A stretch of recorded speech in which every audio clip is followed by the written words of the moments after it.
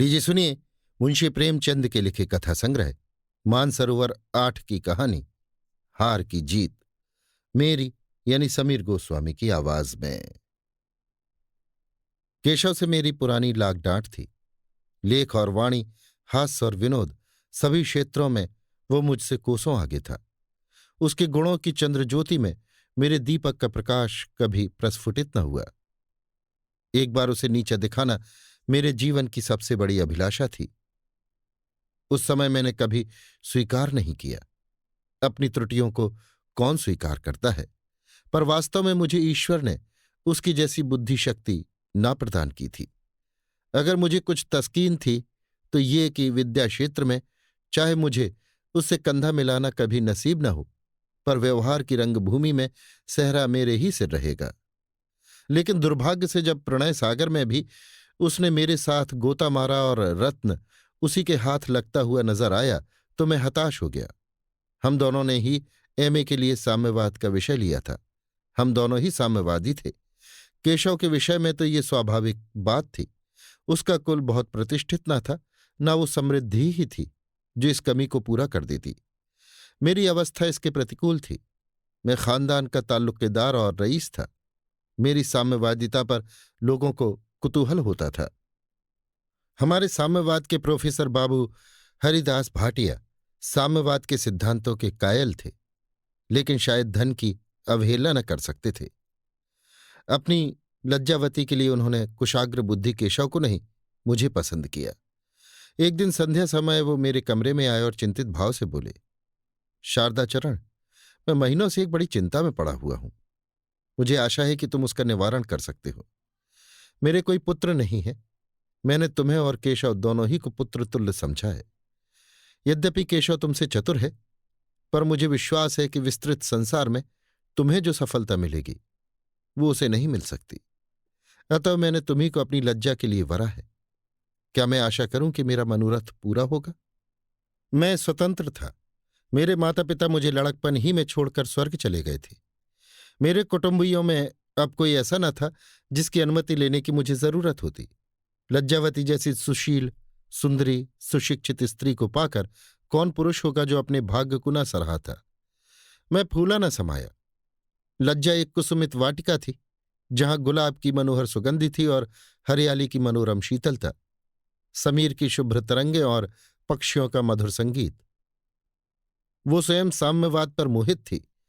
स्त्रियों के प्रतिनिधित्व और ऐसे ही अन्य विषयों पर उसने मुझसे कितनी ही बार बातें की थी।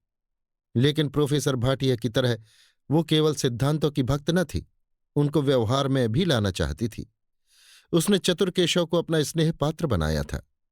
तथापि मैं जानता था कि प्रोफेसर भाटिया के आदेश को वो कभी नहीं टाल सकती। यद्यपि उसकी इच्छा के विरुद्ध मैं उसे अपनी प्रणयिनी बनाने के लिए तैयार न था। इस विषय में मैं स्वेच्छा के सिद्धांत का कायल हूं। इसलिए मैं केशव की विरक्ति और शोभ से आशातीत आनंद न उठा सका। हम दोनों ही दुखी थे और मुझे पहली बार केशव से सहानुभूति हुई। मैं लज्जावती से केवल इतना पूछना चाहता था कि उसने मुझे क्यों नजरों से गिरा दिया, पर उसके सामने ऐसे नाजुक प्रश्नों को छेड़ते हुए मुझे संकोच होता था, और ये स्वाभाविक था, क्योंकि कोई रमणी अपने अंतःकरण के रहस्यों को नहीं खोल सकती। लेकिन शायद लज्जावती इस परिस्थिति को मेरे सामने प्रकट करना अपना कर्तव्य समझ रही थी। वो इसका अवसर ढूंढ रही थी। संयोग से उसे शीघ्र ही अवसर मिल गया। संध्या का समय था। केशव राजपूत हॉस्टल में साम्यवाद का एक व्याख्यान देने गया हुआ था। प्रोफेसर भाटिया उस जलसे के प्रधान थे। लज्जा अपने बंगले में अकेली बैठी हुई थी। मैं अपने अशांत हृदय के भाव छिपाए हुए शोक और नैराश्य की दाह से जलता हुआ उसके समीप जाकर बैठ गया। लज्जा ने मेरी ओर एक उड़ती हुई निगाह डाली और सदैव भाव से बोली, कुछ चिंतित जान पड़ते हो? मैंने कृत्रिम उदासीनता से कहा, तुम्हारी बला से। लज्जा, केशव का व्याख्यान सुनने नहीं गए? मेरी आंखों से ज्वाला सी निकलने लगी। जब्त करके बोला, आज सिर में दर्द हो रहा था। ये कहते कहते अनायास ही मेरे नेत्रों से आंसू की कई बूंदें टपक पड़ी। मैं अपने शोक को प्रदर्शित करके उसका करुणा पात्र बनना नहीं चाहता था। मेरे विचार में रोना स्त्रियों के ही स्वभाव अनुकूल था। मैं उस पर क्रोध प्रकट करना चाहता था और निकल पड़े आंसू। मन के भाव इच्छा के अधीन नहीं होते। मुझे रोते देखकर लज्जा की आंखों से आंसू गिरने लगे। मैं कीना नहीं रखता, मलिन हृदय नहीं हूं, लेकिन ना मालूम क्यों लज्जा के रोने पर मुझे इस समय एक आनंद का अनुभव हुआ। उस शोकावस्था में भी मैं उस पर व्यंग करने से बाज न रह सका। बोला, लज्जा, मैं अपने भाग्य को रोता हूं। शायद तुम्हारे अन्याय की दुहाई दे रहा हूं, लेकिन तुम्हारे आंसू क्यों? लज्जा ने मेरी ओर तिरस्कार भाव से देखा और बोली, मेरे आंसुओं का रहस्य तुम न समझोगे, क्योंकि तुमने कभी समझने की चेष्टा नहीं की। तुम मुझे कटु वचन सुनाकर अपने चित्त को शांत कर लेते हो। मैं किसे जलाऊं? तुम्हें क्या मालूम है कि मैंने कितना आगा पीछा सोचकर, हृदय को कितना दबाकर, कितनी रातें करवटें बदलकर और कितने आंसू बहाकर ये निश्चय किया है। तुम्हारी कुल प्रतिष्ठा, तुम्हारी रियासत एक दीवार की भांति मेरे रास्ते में खड़ी है। उस दीवार को मैं पार नहीं कर सकती। मैं जानती हूं कि इस समय तुम्हें कुल प्रतिष्ठा और रियासत का लेश मात्र भी अभिमान नहीं है, लेकिन ये भी जानती हूं कि तुम्हारा कॉलेज की शीतल छाया में पला साम्यवाद बहुत दिनों तक सांसारिक जीवन की लू और लपट को ना सह सकेगा। उस समय तुम अवश्य अपने फैसले पर पछताओगे और कुढ़ोगे। मैं तुम्हारे दूध की मक्खी और हृदय का कांटा बन जाऊंगी। मैंने आर्द्र होकर कहा, जिन कारणों से मेरा साम्यवाद लुप्त हो जाएगा, क्या वो तुम्हारे साम्यवाद को जीता छोड़ेगा? लज्जा, हाँ, मुझे पूरा विश्वास है कि मुझ पर उसका जरा भी असर न होगा। मेरे घर में कभी रियासत नहीं रही और कुल की अवस्था तुम भली भांति जानते हो। बाबूजी ने केवल अपने अविरल परिश्रम और अध्यवसाय से ये पद प्राप्त किया है। मुझे वो दिन नहीं भूला है जब मेरी माता जीवित थीं और बाबूजी 11 बजे रात को प्राइवेट ट्यूशन करके घर आते थे। तो मुझे रियासत और कुल गौरव का अभिमान कभी हो नहीं सकता, उसी तरह जैसे तुम्हारे हृदय से ये अभिमान कभी मिट नहीं सकता। ये घमंड मुझे उसी दशा में होगा जब मैं स्मृतिहीन हो जाऊंगी। मैंने उद्दंडता से कहा, कुल प्रतिष्ठा को तो मैं मिटा नहीं सकता, मेरे वश की बात नहीं है, लेकिन तुम्हारे लिए मैं आज रियासत को तिलांजलि दे सकता हूं। लज्जा क्रूर मुस्कान से बोली, फिर वही भावुकता। अगर ये बात तुम किसी अबोध बालिका से करते तो कदाचित वो फूली न समाती। मैं एक ऐसे गहन विषय में, जिस पर दो प्राणियों के समस्त जीवन का सुख दुख निर्भर है, भावुकता का आश्रय नहीं ले सकती। शादी बनावट नहीं है, परमात्मा साक्षी है, मैं विवश हूं। मुझे अभी तक स्वयं मालूम नहीं है कि मेरी डोंगी किधर जाएगी, लेकिन मैं तुम्हारे जीवन को कंटकमय नहीं बना सकती। मैं यहां से चला तो इतना निराश न था जितना सचिंत। लज्जा ने मेरे सामने एक नई समस्या उपस्थित कर दी थी। हम दोनों एक साथ एमए हुए। केशव प्रथम श्रेणी में आया, मैं द्वितीय श्रेणी में। उसे नागपुर के एक कॉलेज में अध्यापक का पद मिल गया।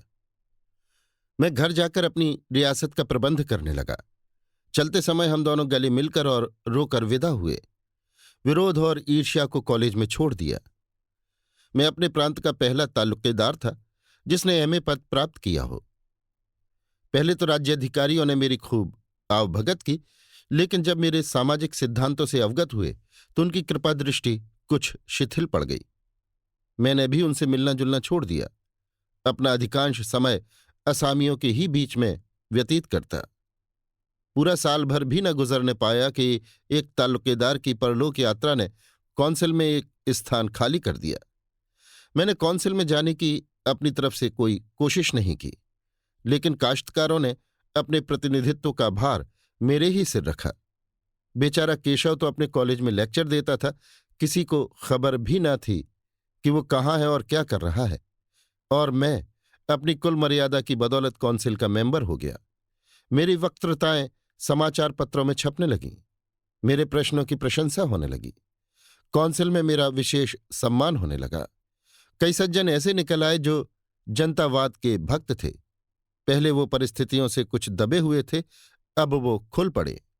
हम लोगों ने लोकवादियों का अपना एक पृथक दल बना लिया और कृषकों के अधिकारों को जोरों के साथ व्यक्त करना शुरू किया।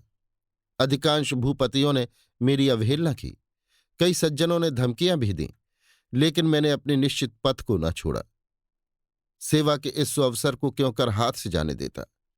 दूसरा वर्ष समाप्त होते होते जाति के प्रधान नेताओं में मेरी गणना होने लगी। मुझे बहुत परिश्रम करना, बहुत पढ़ना, बहुत लिखना और बहुत बोलना पड़ता, पर जरा भी न घबराता। इस परिश्रमशीलता के लिए मैं केशव का ऋणी था। उसी ने मुझे इतना अभ्यस्त बना दिया था। मेरे पास केशव और प्रोफेसर भाटिया के पत्र बराबर आते रहते थे। कभी कभी लज्जावती भी लिखती थी। उसके पत्रों में श्रद्धा और प्रेम की मात्रा दिनों दिन बढ़ती जाती थी। वो मेरी राष्ट्र सेवा का बड़े उदार, बड़े उत्साहमय शब्दों में बखान करती।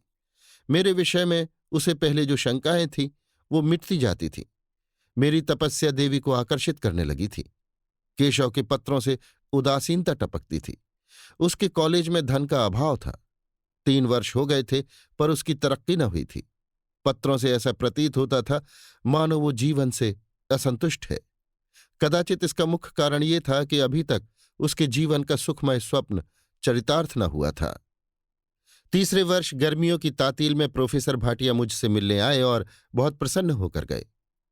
उसके एक ही सप्ताह पीछे लज्जावती का पत्र आया। अदालत ने तजवीज सुना दी। मेरी डिक्री हो गई।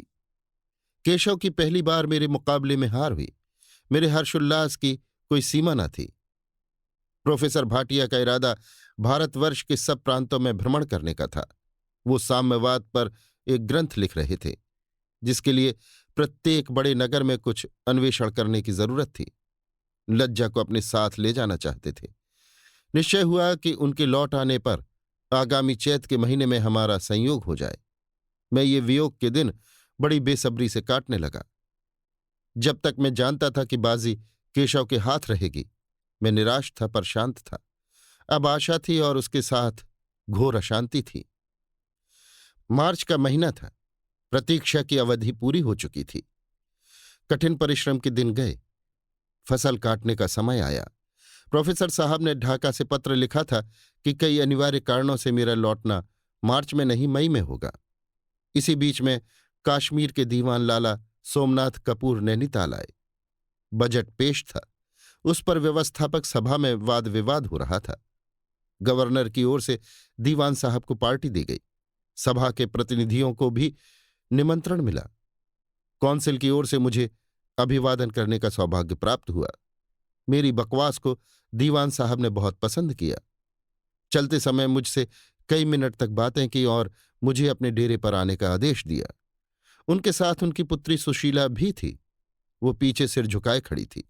जान पड़ता था भूमि को पढ़ रही है, पर मैं अपनी आंखों को काबू में न रख सका। वो उतनी ही देर में एक बार नहीं कई बार उठी और जैसे बच्चा किसी अजनबी की चुमकार से उसकी ओर लपकता है, पर फिर डरकर मां की गोद से चिमट जाता है, वो भी डरकर आधे ही रास्ते से लौट गई। लज्जा अगर कुसुमित वाटिका थी तो सुशीला शीतल सलिलधारा थी।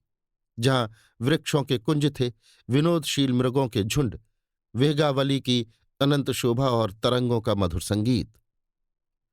मैं घर आया तो ऐसा थका हुआ था जैसे कोई मंजिल मारकर आया हूं। सौंदर्य जीवन सुधा है। मालूम नहीं क्यों इसका असर उतना प्राणघातक होता है। लेटा तो वही सूरत सामने थी। मैं उसे हटाना चाहता था। मुझे भय था कि एक क्षण भी उस भंवर में पड़कर मैं अपने को संभाल न सकूंगा। मैं अब लज्जावती का हो चुका था। वही अब मेरे हृदय की स्वामिनी थी। मेरा उस पर कोई अधिकार न था, लेकिन मेरे सारे संयम, सारी दलीलें निष्फल हुईं। जल के उद्वेग में नौका को धागे से कौन रोक सकता है। अंत में हताश होकर मैंने अपने को विचारों के प्रवाह में डाल दिया। कुछ दूर तक नौका वेगवती तरंगों के साथ चली, फिर उसी प्रवाह में विलीन हो गई। दूसरे दिन मैं नियत समय पर दीवान साहब के डेरे पर जा पहुंचा।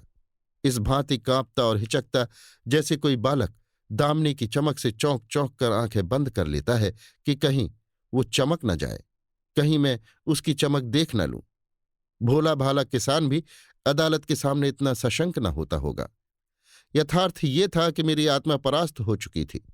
उसमें अब प्रतिकार की शक्ति न रही थी। दीवान साहब ने मुझसे हाथ मिलाया और कोई घंटे भर आर्थिक और सामाजिक प्रश्नों पर वार्तालाप करते रहे। मुझे उनकी बहुज्ञता पर आश्चर्य होता था। ऐसा वाक्चतुर पुरुष मैंने कभी न देखा था। 60 वर्ष की वयस थी, पर हास्य और विनोद के मानो भंडार थे। न जाने कितने श्लोक, कितने कवित्त, कितने शेर उन्हें याद थे। बात बात पर कोई सुयुक्ति निकाल लाते थे। खेद है, उस प्रकृति के लोग अब गायब होते जाते हैं। वो शिक्षा प्रणाली न जाने कैसी थी जो ऐसे ऐसे रत्न उत्पन्न करती थी। अब तो सजीवता कहीं दिखाई ही नहीं देती। प्रत्येक प्राणी चिंता की मूर्ति है। उसके होठों पर कभी हंसी आती ही नहीं। खैर, दीवान साहब ने पहले चाय मंगवाई, फिर फल और मेवे मंगवाए। मैं रह रहकर इधर उधर उत्सुक नेत्रों से देखता था। मेरे कान उसके स्वर का रसपान करने के लिए मुंह खोले हुए थे। आंखें द्वार की ओर लगी हुई थी। भय भी था और लगाव भी, झिझक भी थी और खिंचाव भी। बच्चा झूले से डरता है पर उस पर बैठना भी चाहता है। लेकिन रात के 9 बज गए। मेरे लौटने का समय आ गया। मन में लज्जित हो रहा था कि दीवान साहब दिल में क्या कह रहे होंगे। सोचते होंगे इसे कोई काम नहीं है, जाता क्यों नहीं। बैठे बैठे 2-2.5 घंटे तो हो गए। सारी बातें समाप्त हो गईं। उनके लतीफे भी खत्म हो गए। वो नीरवता उपस्थित हो गई जो कहती है कि अब चलिए, फिर मुलाकात होगी। यार जिंदा व सोहबत बाकी। मैंने कई बार उठने का इरादा किया, लेकिन इंतजार में आशिक की जान भी नहीं निकलती। मौत को भी इंतजार का सामना करना पड़ता है। यहां तक कि 9:30 बज गए और अब मुझे विदा होने के सिवाय कोई मार्ग न रहा। जैसे दिल बैठ गया। जिसे मैंने भय कहा है, वो वास्तव में भय नहीं था। वो उत्सुकता की चरम सीमा थी। यहां से चला तो ऐसा शिथिल और निर्जीव था मानो प्राण निकल गए हों। अपने को धिक्कारने लगा। अपनी क्षुद्रता पर लज्जित हुआ। तुम समझते हो कि हम भी कुछ हैं। यहां किसी को तुम्हारे मरने जीने की परवाह नहीं। माना उसके लक्षण कुंवारियों के से हैं। संसार में कुंवारी लड़कियों की कमी नहीं। सौंदर्य भी ऐसी दुर्लभ वस्तु नहीं। अगर प्रत्येक रूपवती और कुंवारी युवती को देखकर तुम्हारी यही हालत होती रही तो ईश्वर ही मालिक है। वो भी तो अपने दिल में यही विचार करती होगी। प्रत्येक रूपवान युवक पर उसकी आंखें क्यों उठे। कुलवती स्त्रियों के ये ढंग नहीं होते।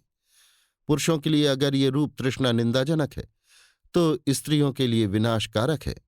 द्वैत से अद्वैत को भी इतना आघात नहीं पहुंच सकता जितना सौंदर्य को। दूसरे दिन शाम को मैं अपने बरामदे में बैठा पत्र देख रहा था। क्लब जाने को भी जी नहीं चाहता था। चित्त कुछ उदास था। सहसा मैंने दीवान साहब को फिटन पर आते देखा। मोटर से उन्हें घृणा थी। वो इसे पैशाचिक उड़न खटोला कहा करते थे। उनके बगल में सुशीला भी थी। मेरा हृदय धक धक करने लगा। उसकी निगाह मेरी तरफ उठी हो या ना उठी हो, पर मेरी टकटकी उस वक्त तक लगी रही जब तक फिटन अदृश्य न हो गई। तीसरे दिन मैं फिर बरामदे में आ बैठा। आंखें सड़क की ओर लगी हुई थीं। फिटन आई और चली गई। अब यही उसका नित्य प्रति का नियम हो गया है। मेरा अब यही काम था कि सारे दिन बरामदे में बैठा रहूं। मालूम नहीं फिटन कब निकल जाए। विशेषतः तीसरे पहर तो मैं अपनी जगह से हिलने का नाम भी न लेता था। इस प्रकार 1 मास बीत गया। मुझे अब कौंसिल के कामों में कोई उत्साह न था। समाचार पत्रों में, उपन्यासों में जीना लगता। कहीं सैर करने का भी जीना चाहता। प्रेमियों को न जाने जंगल पहाड़ में भटकने की, कांटों में उलझने की सनक कैसे सवार होती है। मेरे पैरों में तो जैसे बेड़ियां सी पड़ गई थी। बस बरामदा था और मैं, और फिटन का इंतजार। मेरी विचार शक्ति भी शायद अंतर्धान हो गई थी। मैं दीवान साहब को या अंग्रेजी शिष्टता के अनुसार सुशीला को ही अपने यहां निमंत्रित कर सकता था, पर वास्तव में मैं अभी तक उससे भयभीत था। अब भी लज्जावती को अपनी प्रणयिनी समझता था। वो अब भी मेरे हृदय की रानी थी, चाहे उस पर किसी दूसरी शक्ति का अधिकार ही क्यों न हो गया हो। 1 महीना और निकल गया, लेकिन मैंने लज्जा को कोई पत्र न लिखा। मुझ में अब उसे पत्र लिखने की सामर्थ्य न थी। शायद उससे पत्र व्यवहार करने को मैं नैतिक अत्याचार समझता था। मैंने उससे दगा की थी। मुझे अब उसे अपने मलिन अंतःकरण में भी अपवित्र करने का कोई अधिकार न था। इसका अंत क्या होगा, यही चिंता अहर्निश मेरे मन पर कुहर मेघ की भांति शून्य हो गई थी। चिंता दाह से दिनों दिन घुलता जाता था। मित्रजन अक्सर पूछा करते, आपको क्या मरज है। मुख निस्तेज कांतिहीन हो गया था। भोजन औषधि के समान लगता। सोने लगता तो जान पड़ता किसी ने पिंजरे में बंद कर दिया है। कोई मिलने आता तो चित्त उससे कोसों भागता। विचित्र दशा थी। एक दिन शाम को दीवान साहब की फिटन मेरे द्वार पर आकर रुकी। उन्होंने अपने व्याख्यानों का एक संग्रह प्रकाशित कराया था। उसकी प्रति मुझे भेंट करने के लिए आए थे। मैंने उन्हें बैठने के लिए बहुत आग्रह किया, लेकिन उन्होंने यही कहा, सुशीला को यहां आने में संकोच होगा और फिटन पर अकेली वो घबराएगी। वो चले तो मैं भी साथ हो लिया और फिटन तक पीछे पीछे आया। जब वो फिटन पर बैठने लगे तो मैंने सुशीला को निशंक हो आंख भरकर देखा, जैसे कोई प्यासा पथिक गर्मी के दिन में अफर कर पानी पिए कि न जाने कब उसे जल मिलेगा। मेरी उस एक चितवन में उग्रता, वो याचना, वो द्वेग, वो करुणा, वो श्रद्धा, वो आग्रह, वो दीनता थी जो पत्थर की मूर्ति को भी पिघला देती। सुशीला तो फिर भी स्त्री थी। उसने भी मेरी ओर देखा, निर्भीक सरल नेत्रों से, जरा भी झेप नहीं, जरा भी झिझक नहीं। मेरे परास्त होने में जो कसर रह गई थी वो पूरी हो गई। इसके साथ ही उसने मुझ पर मानो अमृत वर्षा कर दी। मेरे हृदय और आत्मा में एक नई शक्ति का संचार हो गया। मैं लौटा तो ऐसा प्रसन्न चित्त था मानो कल्प वृक्ष मिल गया हो। एक दिन मैंने प्रोफेसर भाटिया को पत्र लिखा। मैं थोड़े दिनों से किसी गुप्त रोग से ग्रस्त हो गया हूं। संभव है तपेदिक का आरंभ हो, इसलिए मैं इस मई में विवाह करना उचित नहीं समझता। मैं लज्जावती से इस भांति परामुख होना चाहता था कि उसकी निगाहों में मेरी इज्जत कम न हो। मैं कभी कभी अपनी स्वार्थपरता पर क्रुद्ध होता। लज्जा के साथ ये छल कपट, ये बेवफाई करते हुए मैं अपनी ही नजरों में गिर गया था, लेकिन मन पर कोई वश न था। उस अबला को कितना दुख होगा, ये सोचकर मैं कई बार रोया। अभी तक मैं सुशीला के स्वभाव, विचार, मनोवृत्तियों से जरा भी परिचित न था। केवल उसके रूप लावण्य पर अपनी लज्जा की चिरसंचित अभिलाषाओं का बलिदान कर रहा था। अबोध बालकों की भांति मिठाई के नाम पर अपने दूध चावल को ठुकराए देता था। मैंने प्रोफेसर को लिखा, लज्जावती से मेरी बीमारी का जिक्र न करे, लेकिन प्रोफेसर साहब इतने गहरे न थे। चौथे ही दिन लज्जा का पत्र आया, जिसमें उसने अपना हृदय खोलकर रख दिया था। वो मेरे लिए सब कुछ, यहां तक कि वैधव्य की यंत्रणाएं भी सहने के लिए तैयार थी। उसकी इच्छा थी कि अब हमारे संयोग में एक क्षण का भी विलंब न हो। अस्तु, इस पत्र को लिए घंटों एक संज्ञाहीन दशा में बैठा रहा। इस अलौकिक आत्मोत्सर्ग के सामने अपनी क्षुद्रता, अपनी स्वार्थपरता, अपनी दुर्बलता कितनी घृणित थी। लज्जावती, सावित्री ने क्या सब कुछ जानते हुए भी सत्यवान से विवाह नहीं किया था? फिर मैं क्यों डरूं? अपने कर्तव्य मार्ग से क्यों डिगूं? मैं उनके लिए व्रत रखूंगी, तीर्थ करूंगी, तपस्या करूंगी। भय मुझे उनसे अलग नहीं कर सकता। मुझे उनसे कभी इतना प्रेम न था, कभी इतनी अधीरता न थी। ये मेरी परीक्षा का समय है और मैंने निश्चय कर लिया है। पिताजी अभी यात्रा से लौटे हैं, हाथ खाली है, कोई तैयारी नहीं कर सके हैं। इसलिए 2-4 महीनों के विलंब से उन्हें तैयारी करने का अवसर मिल जाता। पर मैं अब विलंब न करूंगी। हम और वो इसी महीने में एक दूसरे के हो जाएंगे। हमारी आत्माएं सदा के लिए संयुक्त हो जाएंगी। फिर कोई विपत्ति, दुर्घटना मुझे उनसे जुदा न कर सकेगी। मुझे अब एक दिन की देर भी असह्य है। मैं रस्म और रिवाज की लौंडी नहीं हूं, ना वही इसके गुलाम है। बाबूजी रस्मों के भक्त नहीं। फिर क्यों ना तुरंत नैनीताल चलूं, उनकी सेवा शुश्रूषा करूं, उन्हें ढांढस दूं। मैं उन्हें सारी चिंताओं से, समस्त विघ्न बाधाओं से मुक्त कर दूंगी। इलाके का सारा प्रबंध अपने हाथों में लूंगी। कौंसिल के कामों में इतना व्यस्त हो जाने के कारण ही उनकी ये दशा हुई है। पत्रों में अधिकतर उन्हीं के प्रश्न, उन्हीं की आलोचनाएं, उन्हीं की वक्तृताएं दिखाई देती हैं। मैं उनसे याचना करूंगी कि कुछ दिनों के लिए कौंसिल से इस्तीफा दे दें। वो मेरा गाना कितने चाव से सुनते थे। मैं उन्हें अपने गीत सुनाकर प्रसन्न करूंगी, हिस्से पढ़कर सुनाऊंगी, उनको समुचित रूप से शांत रखूंगी। इस देश में तो इस रोग की दवा नहीं हो सकती। मैं उनके पैरों पर गिरकर प्रार्थना करूंगी कि कुछ दिनों के लिए यूरोप के किसी सैनिटोरियम में चलें और विधिपूर्वक इलाज कराएं। मैं कल ही कॉलेज के पुस्तकालय से इस रोग के संबंध की पुस्तकें लाऊंगी और विचारपूर्वक उनका अध्ययन करूंगी। 2-4 दिन में कॉलेज बंद हो जाएगा। मैं आज ही बाबूजी से नैनीताल चलने की चर्चा करूंगी। आह, मैंने कल इन्हें देखा तो पहचान न सकी। कितना सुर्ख चेहरा था, कितना भरा हुआ शरीर, मालूम होता था ईंगुर भरी हुई है। कितना सुंदर अंग विन्यास था, कितना शौर्य था। 3 ही वर्षों में ये काया पलट हो गई। मुख पीला पड़ गया है, शरीर घुलकर कांटा हो गया। आहार आधा भी नहीं रहा। हरदम चिंता में मग्न रहते हैं। कहीं आते जाते नहीं देखती। इतने नौकर हैं, इतना सुरम्य स्थान, विनोद के सभी सामान मौजूद हैं, लेकिन इन्हें अपना जीवन अब अंधकारमय जान पड़ता है। इस कलमुही बीमारी का सत्यानाश हो। अगर इसे ऐसी ही भूख थी तो मेरा शिकार क्यों न किया। मैं बड़े प्रेम से इसका स्वागत करती। कोई ऐसा उपाय होता कि ये बीमारी इन्हें छोड़कर मुझे पकड़ लेती। मुझे देखकर कैसे खिल जाते थे और मैं मुस्कुराने लगती थी। एक एक अंग प्रफुल्लित हो जाता था। पर मुझे यहां दूसरा दिन है। एक बार भी उनके चेहरे पर हंसी न दिखाई दी। जब मैंने बरामदे में कदम रखा तब जरूर हंसे थे, किंतु कितनी निराश हंसी थी। बाबूजी अपने आंसुओं को न रोक सके। अलग कमरे में जाकर देर तक रोते रहे। लोग कहते हैं कौंसिल में लोग केवल सम्मान प्रतिष्ठा के लोभ से जाते हैं। उनका लक्ष्य केवल नाम पैदा करना होता है। बेचारे मेंबरों पर यह कितना कठोर आक्षेप है, कितनी घोर कृतघ्नता। जाति की सेवा में शरीर को घुलाना पड़ता है, रक्त को जलाना पड़ता है। यही जाति सेवा का उपहार है। पर यहां के नौकरों को जरा भी चिंता नहीं है।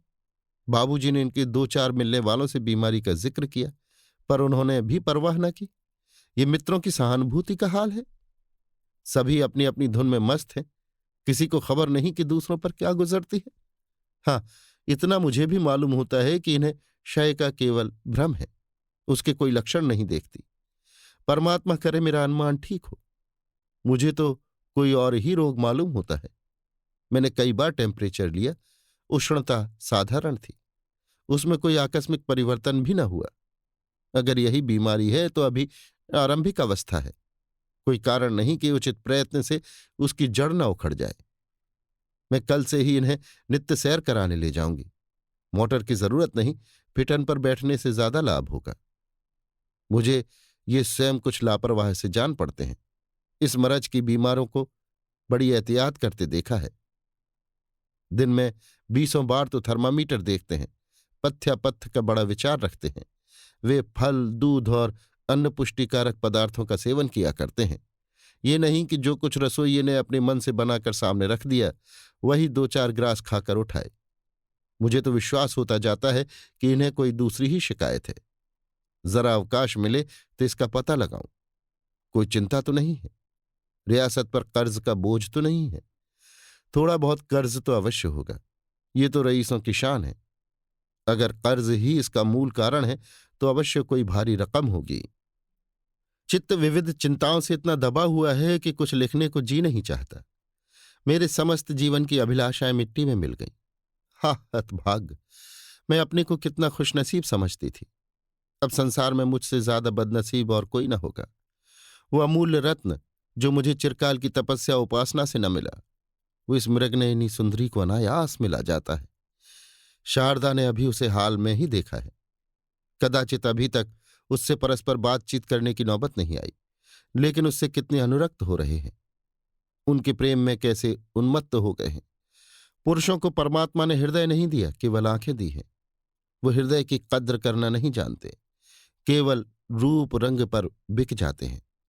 अगर मुझे किसी तरह विश्वास हो जाए कि सुशीला उन्हें मुझसे ज्यादा प्रसन्न रख सकेगी, उनके जीवन को अधिक सार्थक बना देगी, तो मुझे उसके लिए जगह खाली करने में जरा भी आपत्ति न होगी। वो इतनी गर्भवती, इतनी निठुर है कि मुझे भय है कहीं शारदा को पछताना न पड़े। लेकिन ये मेरी स्वार्थ कल्पना है। सुशीला गर्भवती सही, निठुर सही, विलासनी सही, शारदा ने अपना प्रेम उस पर अर्पण कर दिया है। वो बुद्धिमान है, चतुर हैं, दूरदर्शी हैं, अपना हानि लाभ सोच सकते हैं। उन्होंने सब कुछ सोचकर ही निश्चय किया होगा। जब उन्होंने मन में ये बात ठान ली तो मुझे कोई अधिकार नहीं है कि उनके सुख मार्ग का कांटा बनूं। मुझे सब्र करके अपने मन को समझाकर यहां से निराश, हताश, भग्न हृदय विदा हो जाना चाहिए। परमात्मा से यही प्रार्थना है कि उन्हें प्रसन्न रखे। मुझे जरा भी ईर्ष्या, जरा भी दंभ नहीं है। मैं तो उनकी इच्छाओं की चेरी हूं। अगर उन्हें मुझको विष दे देने से खुशी होती तो मैं शौक से विष का प्याला पी लेती। प्रेम ही जीवन का प्राण है। हम इसी के लिए जीना चाहते हैं। अगर इसके लिए मरने का भी अवसर मिले तो धन्य भाग। यदि केवल मेरे हट जाने से सब काम संवर सकते हैं तो मुझे कोई इनकार नहीं, हरी इच्छा। लेकिन मानव शरीर पाकर कौन माया मोह से रहित होता है। जिस प्रेम लता को मुद्दतों से पाला था, आंसुओं से सींचा था, उसको पैरों तले रौंदा जाना नहीं देखा जाता। हृदय विदीर्ण हो जाता है। अब कागज तैरता हुआ जान पड़ता है। आंसू उमड़े चले आते हैं। कैसे मन को खींचूं। हा, जिसे अपना समझती थी, जिसके चरणों पर अपने को भेंट कर चुकी थी, जिसके सहारे जीवन लता पल्लवित हुई थी, जिसे हृदय मंदिर में पूजती थी, जिसके ध्यान में मग्न हो जाना जीवन का सबसे प्यारा काम था, उससे अब अनंत काल के लिए वियोग हो रहा है। आह, किससे अब फरियाद करूं, किसके सामने जाकर रोऊं, किससे अपनी दुख कथा कहूं। मेरा निर्बल हृदय ये वज्राघात नहीं सह सकता। ये चोट मेरी जान लेकर छोड़ेगी। अच्छा ही है, प्रेम विहीन हृदय के लिए संसार काल कोठरी है, नैराश्य और अंधकार से भरी हुई। मैं जानती हूं, अगर आज बाबूजी उनसे विवाह के लिए जोर दें तो वो तैयार हो जाएंगे। बस मुरव्वत के पुतले हैं, केवल मेरा मन रखने के लिए अपनी जान पर खेल जावेंगे। वो उन शीलवान पुरुषों में हैं जिन्होंने नहीं करना ही नहीं सीखा। अभी तक उन्होंने दीवान साहब से सुशीला के विषय में कोई बातचीत भी नहीं की। शायद मेरा रुख देख रहे हैं। इसी असमंजस ने उन्हें इस दशा को पहुंचा दिया है। वो मुझे हमेशा प्रसन्न रखने की चेष्टा करेंगे, मेरा दिल कभी न दुखावेंगे, सुशीला की चर्चा भूल कर भी न करेंगे। मैं उनके स्वभाव को जानती हूं। वो नर रत्न है, लेकिन मैं उनके पैरों की बेड़ी नहीं बनना चाहती। जो कुछ बीते अपने ही ऊपर बीते। उन्हें क्यों समेटूं? डूबना ही है तो आप क्यों न डूबूं? उन्हें अपने साथ क्यों डुबाऊं? ये भी जानती हूं कि यदि इस शोक ने घुल घुलाकर मेरी जान ले ली तो वो अपने को कभी क्षमा न करेंगे। उनका समस्त जीवन शोभ और ग्लानि की भेंट हो जाएगा। उन्हें कभी शांति न मिलेगी। कितनी विकट समस्या है। मुझे मरने की भी स्वाधीनता नहीं। मुझे उनको प्रसन्न रखने के लिए अपने को प्रसन्न रखना होगा। उनसे निष्ठुरता करनी पड़ेगी, त्रिया चरित्र खेलना पड़ेगा, दिखाना पड़ेगा कि इस बीमारी के कारण अब विवाह की बातचीत अनर्गल है। वचन को तोड़ने का अपराध अपने सिर लेना पड़ेगा। इसके सिवाय उद्धार की और कोई व्यवस्था नहीं। परमात्मा मुझे बल दो कि इस परीक्षा में सफल हो जाऊं। शारदाचरण। एक ही निगाह ने निश्चय कर दिया। लज्जा ने मुझे जीत लिया। एक ही निगाह से सुशीला ने भी मुझे जीता था। उस निगाह में प्रबल आकर्षण था, एक मनोहर सारल्य, एक आनंद उद्गार जो किसी भांति छिपाए नहीं छिपता था, एक बालुचित उल्लास, मानो से कोई खिलौना मिल गया हो। लज्जा की चितवन में क्षमा थी और करुणा, नैराश्य तथा वेदना। वो अपने को मेरी इच्छा पर बलिदान कर रही थी। आत्मपरिचय में उसे सिद्धि है। उसने अपनी बुद्धिमानी से सारी स्थिति ताड़ ली और तुरंत फैसला कर लिया। वो मेरे सुख में बाधक नहीं बनना चाहती थी। उसके साथ ही ये भी प्रकट करना चाहती थी कि मुझे तुम्हारी परवाह नहीं है। अगर तुम मुझसे जौ भर खिंचोगे तो मैं तुमसे गज भर खिंच जाऊंगी। लेकिन मनोवृत्तियां सुगंध के समान है जो छिपाने से नहीं छिपती। उसकी निठुरता में नैराश्यमय वेदना थी, उसकी मुस्कान में आंसुओं की झलक। वो मेरी निगाह बचाकर क्यों रसोई चली जाती थी और कोई न कोई पाक, जिसे वो जानती है कि मुझे रुचिकर है, बना लाती थी। वो मेरे नौकरों को क्यों आराम से रखने की गुप्त रीति से ताकीद किया करती थी। समाचार पत्रों को क्यों मेरी निगाह से छिपा दिया करती थी। क्यों संध्या समय मुझे सैर करने को मजबूर किया करती थी। उसकी एक एक बात उसके हृदय का पर्दा खोल देती थी। उसे कदाचित मालूम नहीं कि आत्मपरिचय रमणियों का विशेष गुण नहीं। उस दिन जब प्रोफेसर भाटिया ने बातों ही बातों में मुझ पर व्यंग किए, मुझे वैभव और संपत्ति का दास कहा और मेरे साम्यवाद की हंसी उड़ानी चाहिए, तो उसने कितनी चतुरता से बात टाल दी। पीछे से मालूम नहीं उसने क्या कहा, पर मैं बरामदे में बैठा सुन रहा था कि बाप और बेटी बगीचे में बैठे हुए किसी विषय पर बहस कर रहे हैं। कौन ऐसा हृदय शून्य प्राणी है जो निष्काम सेवा के वशीभूत न हो जाए। लज्जावती को मैं बहुत दिनों से जानता हूं, पर मुझे ज्ञात हुआ कि इसी मुलाकात में मैंने उसका यथार्थ रूप देखा। पहले मैं उसकी रूप राशि का, उसके उदार विचारों का, उसकी मृदुवाणी का भक्त था। उसकी उज्ज्वल दिव्य आत्मज्योति मेरी आंखों से छिपी हुई थी। मैंने अब की ही जाना कि उसका प्रेम कितना गहरा, कितना पवित्र, कितना अगाध है। इस अवस्था में कोई दूसरी स्त्री ईर्ष्या से बावली हो जाती, मुझसे नहीं तो सुशीला से तो अवश्य ही जलने लगती। आप कुढ़ती, उसे व्यंग्यों से छेदती और मुझे धूर्त, कपटी, पाषाण ना जाने क्या क्या कहती। पर लज्जा ने जितने विशुद्ध प्रेम से सुशीला का स्वागत किया, वो मुझे कभी न भूलेगा। मालिन्य, संकीर्णता, कटुता का लेश न था। इस तरह उसे हाथों हाथ लिए फिरती थी, मानो छोटी बहन उसके यहाँ मेहमान है। सुशीला इस व्यवहार पर मानो मुग्ध हो गई। आह, वो दृश्य भी चिरस्मरणीय है। जब लज्जावती मुझसे विदा होने लगी, प्रोफेसर भाटिया मोटर पर बैठे हुए थे। वो मुझसे कुछ खिन्न हो गए और जल्दी से भाग जाना चाहते थे। लज्जा एक उज्ज्वल साड़ी पहने हुए मेरे सम्मुख आकर खड़ी हो गई। वो एक तपस्विनी थी, जिसने प्रेम पर अपना जीवन अर्पण कर दिया हो। श्वेत पुष्पों की माला थी जो किसी देव मूर्ति के चरणों पर पड़ी हुई हो। उसने मुस्कुराकर मुझसे कहा, कभी कभी पत्र लिखते रहना। इतनी कृपा कि मैं अपने को अधिकार नहीं समझती हूं। मैंने जोश से कहा, हाँ अवश्य। लज्जावती ने फिर कहा, शायद ये हमारी अंतिम भेंट हो। न जाने मैं कहाँ रहूंगी, कहाँ जाऊंगी, फिर कभी आ सकूंगी या नहीं। मुझे बिल्कुल भूल न जाना। अगर मेरे मुंह से कोई ऐसी बात निकल आई हो जिससे तुम्हें दुख हुआ हो तो क्षमा करना, और अपने स्वास्थ्य का बहुत ध्यान रखना। ये कहते हुए उसने मेरी तरफ हाथ बढ़ाए। हाथ कांप रहे थे। कदाचित आंखों में आंसुओं का आवेग हो रहा था। वो जल्दी से कमरे से बाहर निकल जाना चाहती थी। अपने जब्त पर अब उसे भरोसा न था। उसने मेरी ओर दबी आंखों से देखा, मगर इस अर्धचितवन में दबे हुए पानी का वेग और प्रवाह था। ऐसे प्रवाह में मैं स्थिर न रह सका। इस निगाह ने हारी हुई बाजी जीत ली। मैंने उसके दोनों हाथ पकड़ लिए और गदगद स्वर से बोला, नहीं लज्जा, अब हम में और तुम में कभी वियोग न होगा। सहसा चपरासी ने सुशीला का पत्र लाकर सामने रख दिया। लिखा था, प्रिय श्री शारदाचरण जी, हम लोग कल यहां से चले जाएंगे। मुझे आज बहुत काम करना है, इसलिए मिल न सकूंगी। मैंने आज रात को अपना कर्तव्य स्थिर कर लिया। मैं लज्जावती के बने बनाए घर को उजाड़ना नहीं चाहती। मुझे पहले ये बात ना मालूम थी, नहीं तो हम में इतनी घनिष्ठता न होती। मेरा आपसे यही अनुरोध है कि लज्जा को हाथ से न जाने दीजिए। वो नारी रत्न है। मैं जानती हूं कि मेरा रूप रंग उससे कुछ अच्छा है और कदाचित आप उसी प्रलोभन में पड़ गए, लेकिन मुझमें वो त्याग, वो सेवा भाव, वो आत्मोत्सर्ग नहीं है। मैं आपको प्रसन्न रख सकती हूं, पर आपके जीवन को उन्नत नहीं कर सकती, उसे पवित्र और यशस्वी नहीं बना सकती। लज्जा देवी है, वो आपको देवता बना देगी। मैं अपने को इस योग्य नहीं समझती। कल मुझसे भेंट करने का विचार न कीजिए। रोने रुलाने से क्या लाभ। क्षमा कीजिएगा।